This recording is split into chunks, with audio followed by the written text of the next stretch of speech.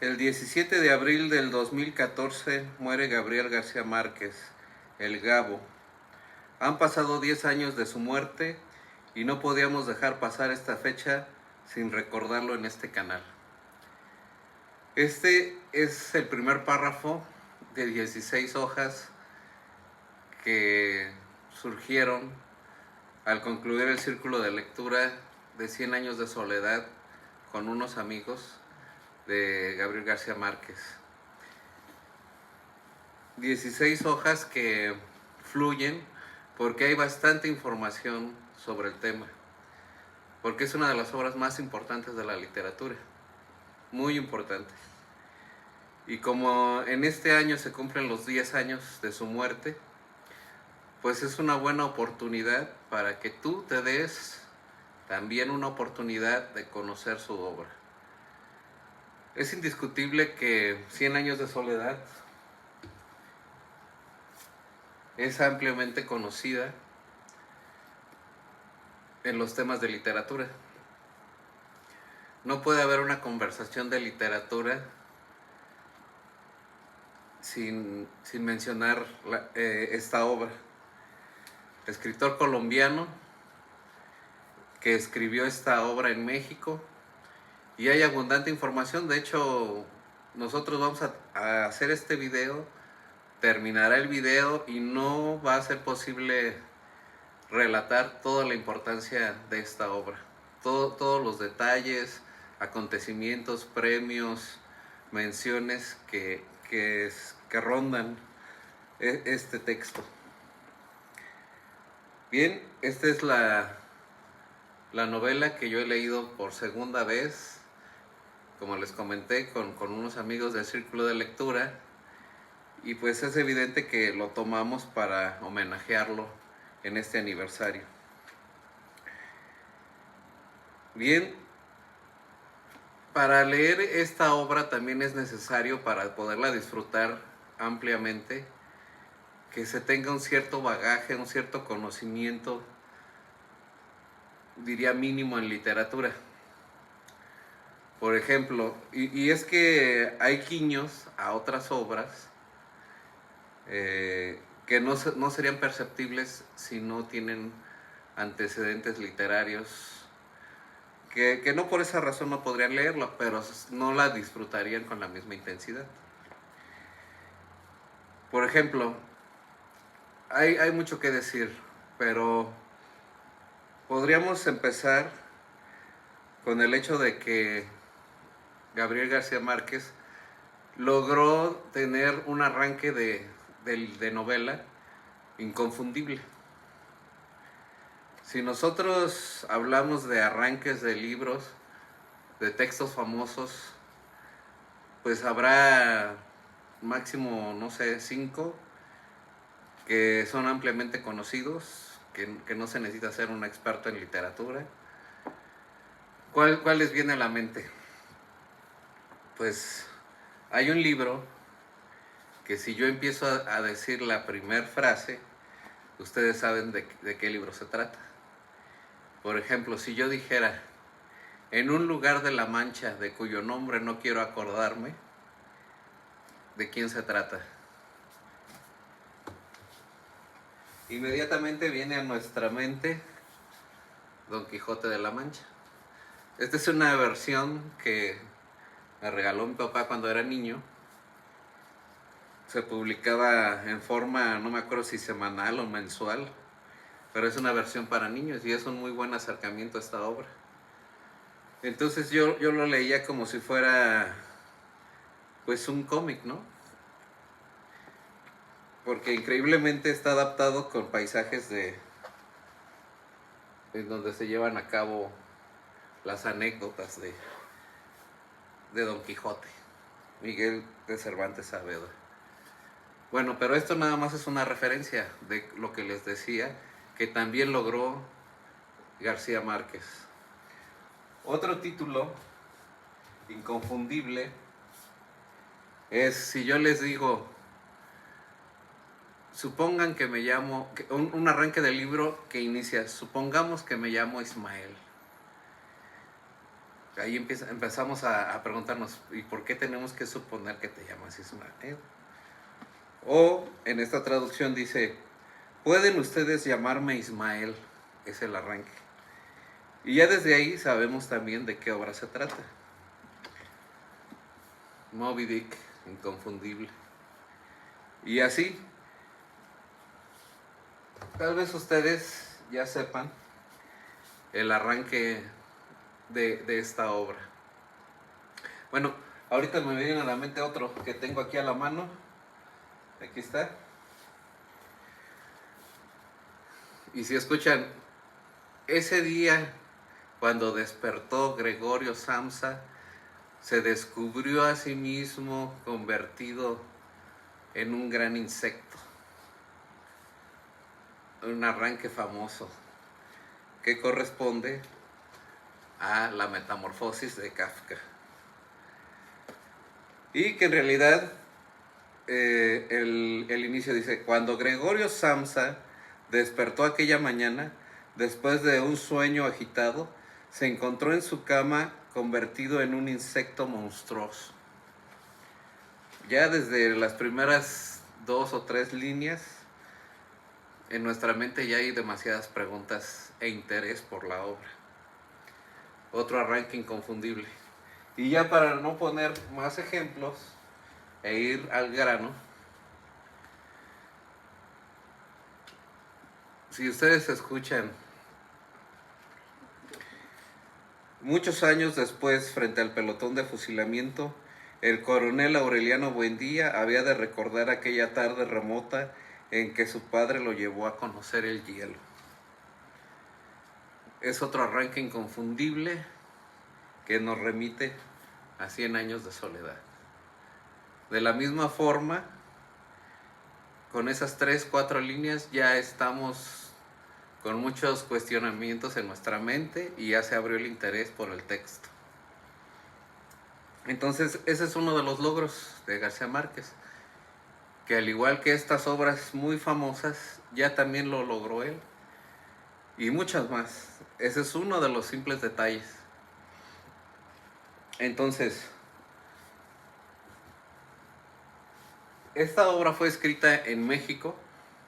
Gabriel García Márquez no gozaba de una situación económica holgada, estaba pasando penurias, tiempos difíciles, y por eso es que hay tanta información o anécdotas, más bien anécdotas, alrededor de este libro.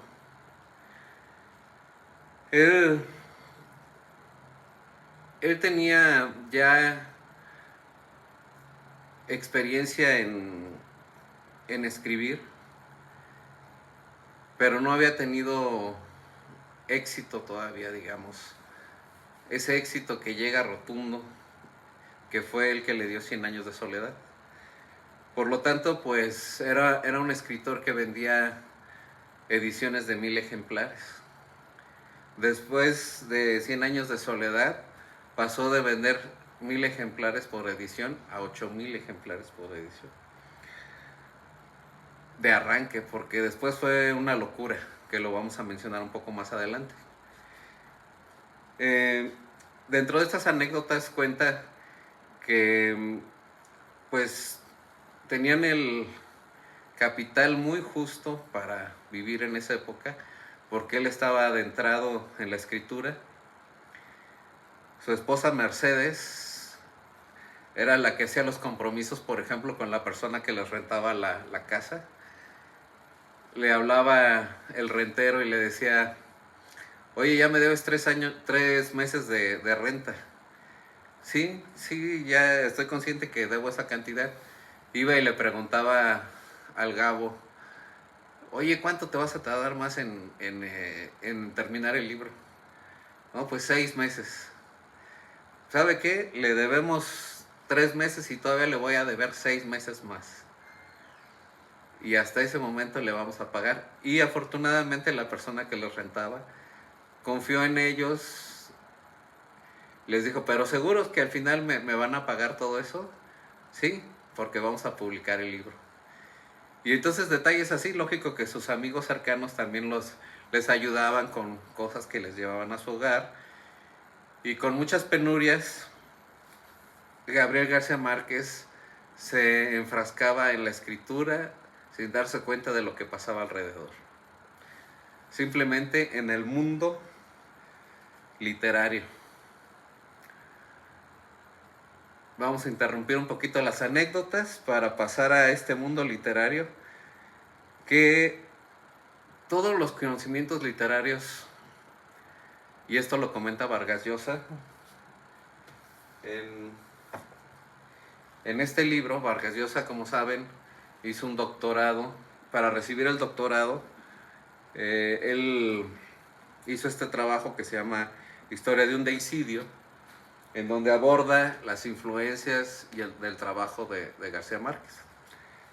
Entonces, en esta obra, García Márquez plasma todas las influencias, todos sus conocimientos literarios aquí. Y voy a dar algunos ejemplos. Digamos, en esta 100 años de soledad es la historia de una familia, de los Buendía, y de un pueblo, Macondo. ¿Qué otros autores han tenido un ambiente como un pueblo, digamos, muy, muy bien identificado? Pues Juan Rulfo con Comala, que si ustedes comparan Comala, Macondo, pues se siente ahí un cierto paralelismo. Y, por ejemplo, también Faulkner fue una gran influencia de García Márquez. Faulkner, quien también tenía su lugar literario o su universo, digamos. Aquí tenía un comentario de una de sus obras.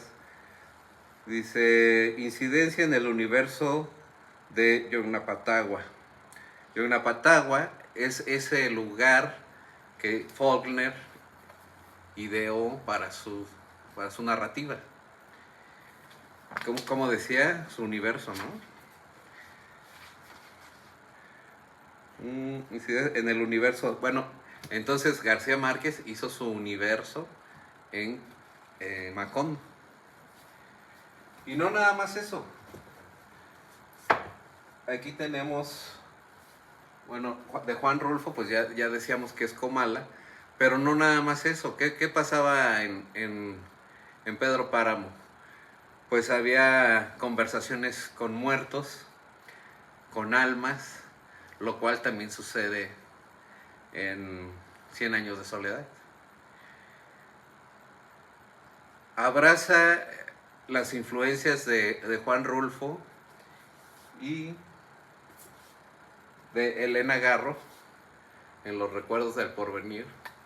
¿Por qué estas influencias? Porque ellos, Juan Rulfo y Elena Garro, son los precursores del realismo mágico.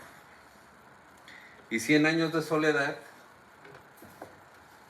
es una explosión de realismo mágico.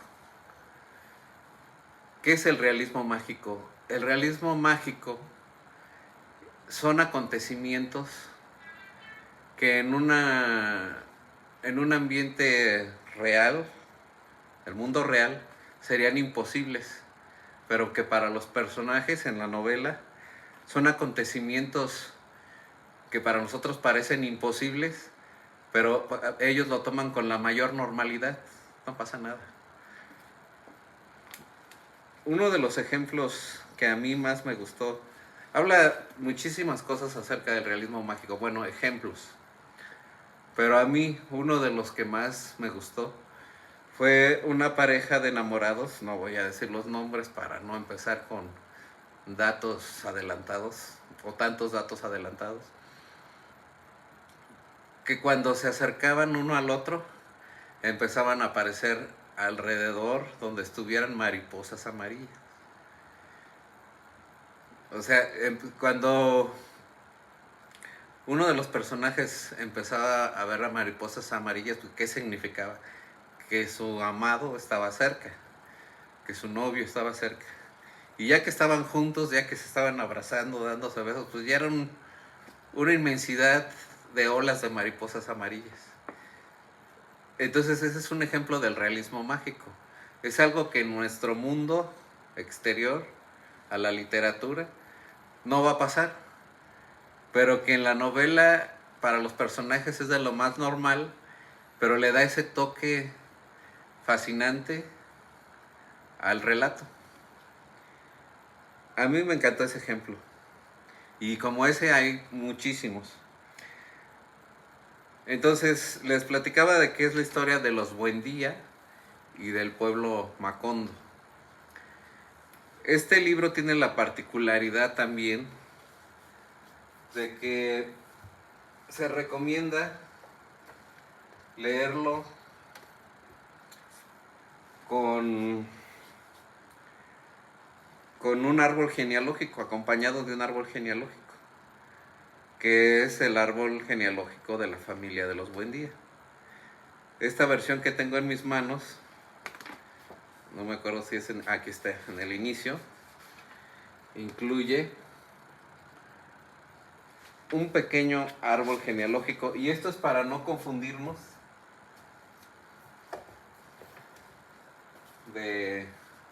porque muchos de los personajes se llaman igual. Este es otro ejemplo. Muchos de los personajes tienen el mismo nombre. Por ejemplo, llegaría el momento en que no sabríamos si estamos hablando de Aureliano abuelo, Aureliano hijo, Aureliano nieto, o algunos de los 17 Aurelianos, que ya ustedes si lo leen sabrán por qué son los 17 Aurelianos. Bien, pues estos son algunos datos para despertar el interés en ustedes, pero hay mucho más que decir.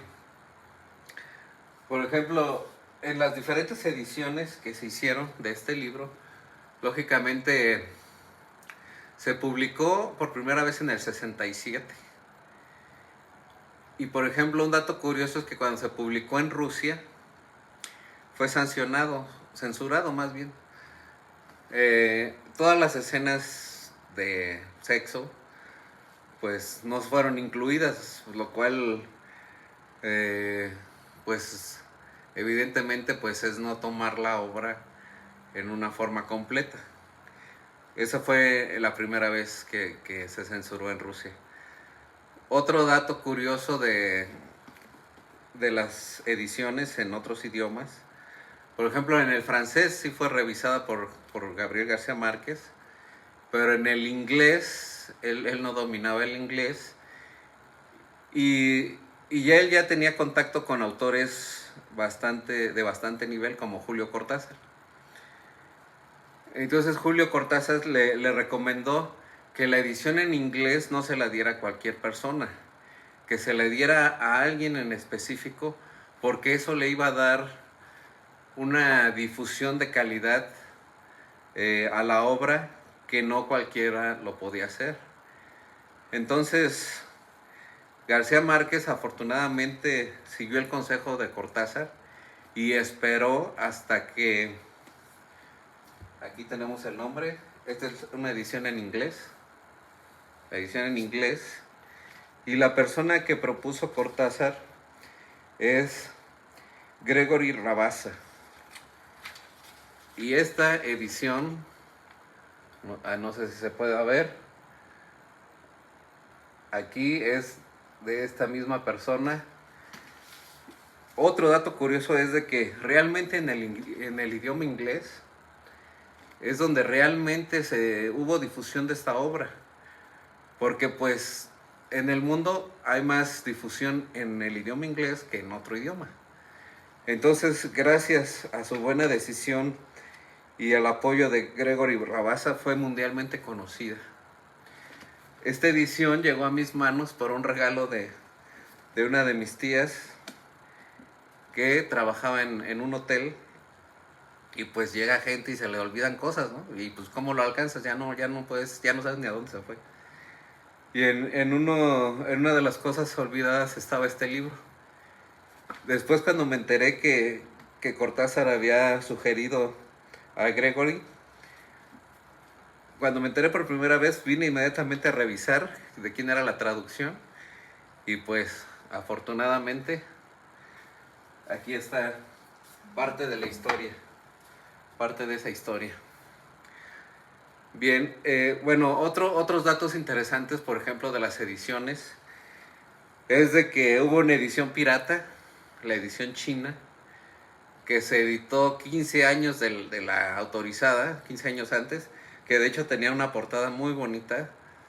A ver si la incluimos en este video, que mostraba a la familia de los Buendía en su portada. Pero pues era una edición pirata, ¿no? Ya los chinos estaban ávidos de conocer la historia. El mundo ya estaba ávido. Y pues de aquí a que llegara la versión en el idioma, pues no iban a esperar ellos tanto tiempo. Es uno de los datos curiosos. Y el dato impactante es cuando la Real Academia hace una publicación, cuando se cumplieron los 80 años del nacimiento de Gabriel García Márquez, en el 2007, los 80 años. Bueno, aquí hay todavía otro dato curioso.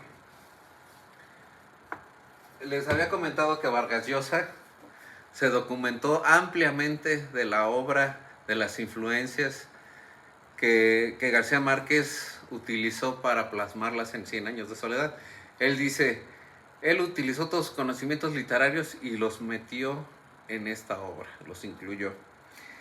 Pero hay un dato muy curioso, en el cual aquí le había puesto un separador, donde dice, está hablando en el inicio Vargas Llosa, de la fecha de nacimiento de Gabriel García Márquez.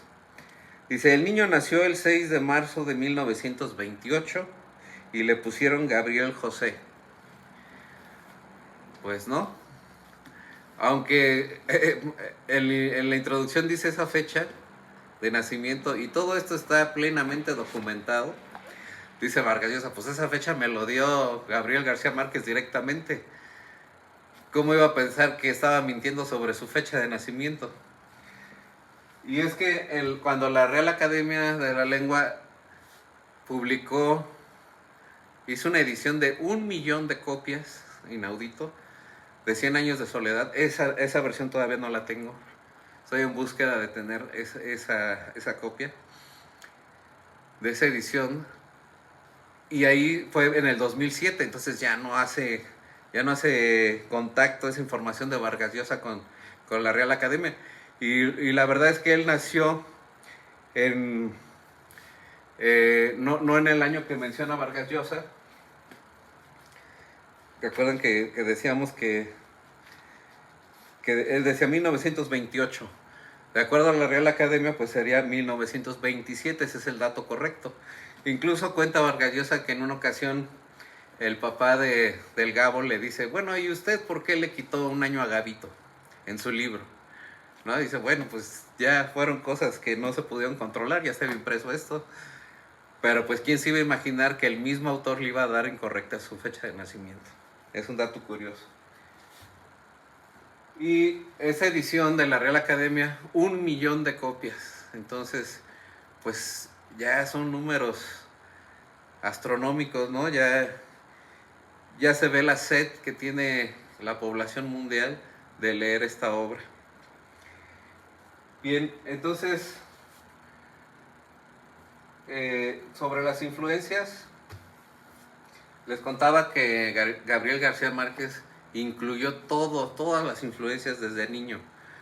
Por ejemplo, es muy lógico decir que lo que hacían los gitanos en esta obra, los gitanos que visitaban Macondo, pues viene influenciado de las 1001 noches, de una lectura de cuando él era niño. Igual, por la misma situación económica que les decía de Gabriel García Márquez, pues no vivía en los mejores lugares, ¿verdad? Vivía en zonas pues hasta peligrosas, donde había borrachos, prostitución, robos, inseguridad. Todo eso está aquí, todas las vivencias, todo lo que leyó, todo lo que leyó. Hay referencias que también, así como en las mil y una noches, podemos decir, pues aquí está usando la técnica de Borges, aquí está usando la técnica de Kafka, aquí usó el concepto de Juan Rulfo y de Faulkner, como les decía, en su ambiente del pueblo que él ideó. Y bueno, todo este bagaje que les digo es una forma de disfrutar al máximo esta obra. Cuando tú te vas dando cuenta, mira, aquí esto lo debió haber tomado de las mil y una noches. Aquí está usando lo mismo que Faulkner. Aquí está describiendo igual que Borges. Así. Incluso aquí también puse un separador para no hacer tantas citas, pero un ejemplo más, donde dice: en el cuarto oloroso a espuma de coliflores hervidos donde había de morir Rocamadour. Y estas líneas indiscutiblemente nos llevan, ¿a qué obra nos llevan? A Rayuela, donde uno de los personajes es Rocamadour, donde están en París. O sea, todo hace una conexión. Y todo, cuando lo encuentras y lo entiendes, pues es un gozo, porque tú ya leíste esta obra y estás en un universo desconocido o nuevo para ti, y hay una referencia a esto. Entonces, pues la literatura es tan maravillosa que te va guiando de la mano. ¿Qué obras tienes que leer? Pues esas son las referencias que tienes que leer. Ya hablamos de Borges, de Kafka, de Cortázar, de Juan Rulfo, de Elena Garro. O sea, todo eso, si ya tienes ese antecedente, pues vas a disfrutar muchísimo 100 años de soledad. Entonces, la parte incorrecta sería, por ejemplo, para los jóvenes, estar buscando pues un resumen ya hecho, ¿no? La parte incorrecta para los maestros sería exigir y no explicar debidamente la importancia de este texto. Está incluida como una de las 100 mejores obras de todos los tiempos. Gabriel García Márquez fue premio Nobel en 1982. Y bueno, tuvo la oportunidad de disfrutar después de tantas carencias de ese éxito, de esa fama, de ese reconocimiento. El día que festejaron en Colombia el premio Nobel, bueno, él estaba vuelto loco, bailando. Y bueno, supongo que ya nos queda poco tiempo. Voy a cerrar. O sea, van a quedar muchos datos volando, pero voy a cerrar con el funeral de García Márquez, que fue en México, en Bellas Artes. Si ustedes buscan esas imágenes del funeral de Gabriel García Márquez en Bellas Artes, van a encontrar que la gente llegaba con flores amarillas, con recortes de mariposas. Dejaron caer una inmensidad de mariposas de papel.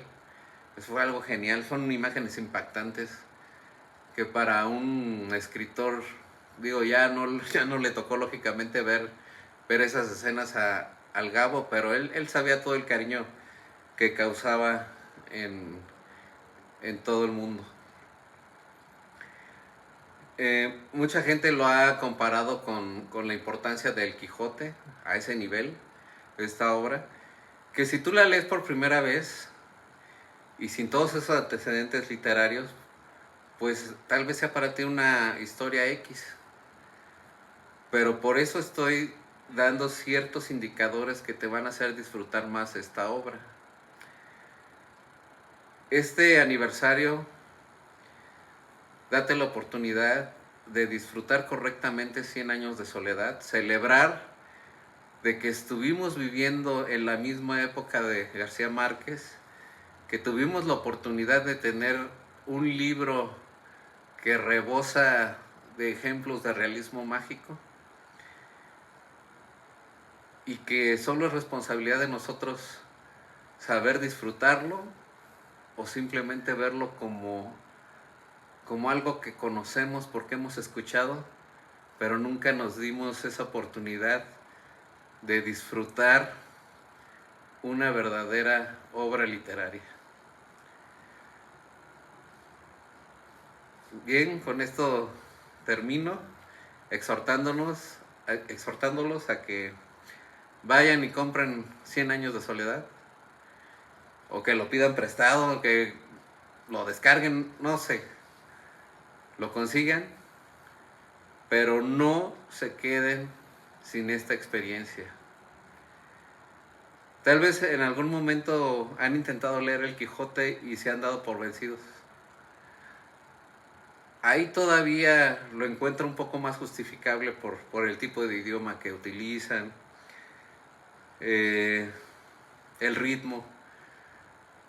Pero lo que a mí, desde mi punto de vista, es imperdible, es no leer 100 años de soledad. Muchas gracias.